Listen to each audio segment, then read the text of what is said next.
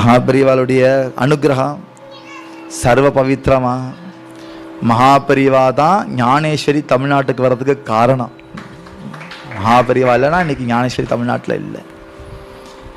ஏன்னா மகாபரிவா தான் முதல்ல பாரதி வித்யாபவனுடைய பிரசிடெண்ட்டை கூப்பிட்டு இந்த கோதண்டராமையர் ஆற்றுல ஒரு புக்கு வச்சுருக்கார், நீ பப்ளிஷ் பண்ண ஞானேஸ்வரி மகா கிரந்தம் தமிழில் வச்சிருக்கார், நீ பப்ளிஷ் பண்ண. ஏன்னா ஒருத்தன் வருவான், அவனுக்கு மராட்டி தெரியாத, அவன் படிக்கணும், மாசிக் பிரவச்சனம் பண்ணணும் அப்படின்னு மகாபரிவா அன்னைக்கு சங்கல்பம் பண்ணியிருக்கார்.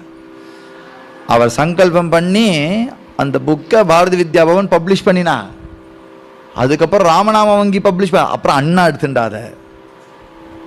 பாரதி வித்யாபவன்லேருந்து அண்ணா எடுத்துட்டா. அண்ணா சொன்னா இக்கண்ணா இஞ்சன்னா கூட மாறக்கூடாது, பப்ளிஷ் பண்ணுவியா, நீ மாற்றிடக்கூடாது அவர் வார்த்தை ஓ அப்படின்னு அண்ணா சொல்லி பப்ளிஷ் பண்ண.